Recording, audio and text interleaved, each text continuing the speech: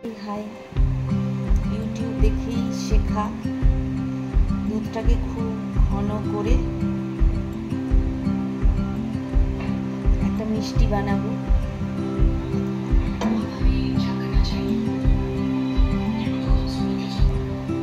এরপর আমি ওই ছানা করে সেটা চিনি দিয়ে মেখে রেখেছিলাম। ওটাকে এই ঘন দুধটার মধ্যে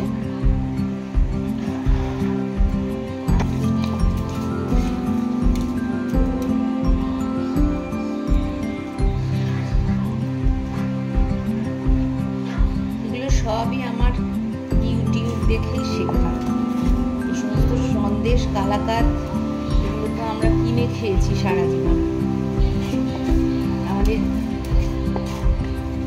এখানে একটা দোকান ছিল ছোটবেলায়, মৌচাক। আমার বন্ধুরা সব জানবে, আমার ক্লাসমেট যারা, আমার ওই টাইমের ওখানে সেই মৌচাক আর নেই এখন।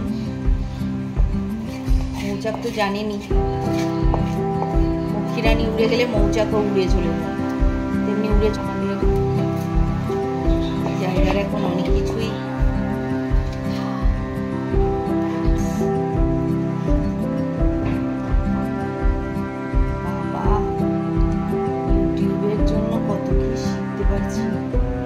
ধন্যবাদ ফেসবুক, ধন্যবাদ ইউটিউব।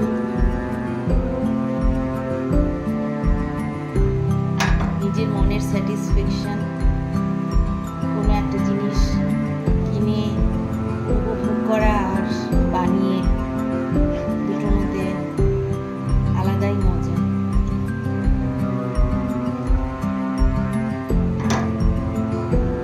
সবচেয়ে বড় কথা হাইজিন।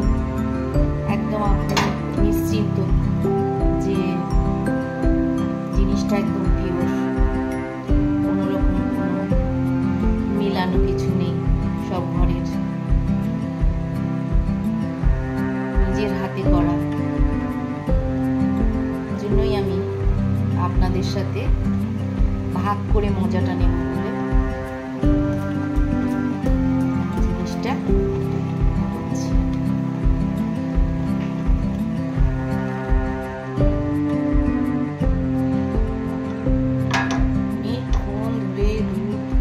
জাল দিয়ে ক্ষীর করে, তারপরেও এত সময় লাগছে। আমি যদি একটু পাউডার দুধ মিলিয়ে দিতাম। দাঁড়ান তো, পাউডার দুধটা আছে, ওটা দিয়ে দিতে পারলে আর একটু তাড়াতাড়ি হয়ে যেত।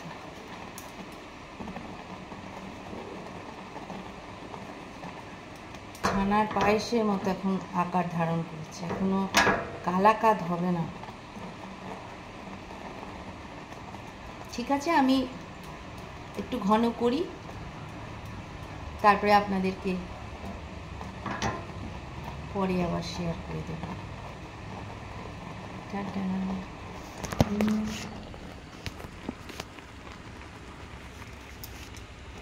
এলাচির গুঁড়ো দিয়েছি গন্ধটা একটু সুন্দর আসার জন্য। টাটা বন্ধুরা।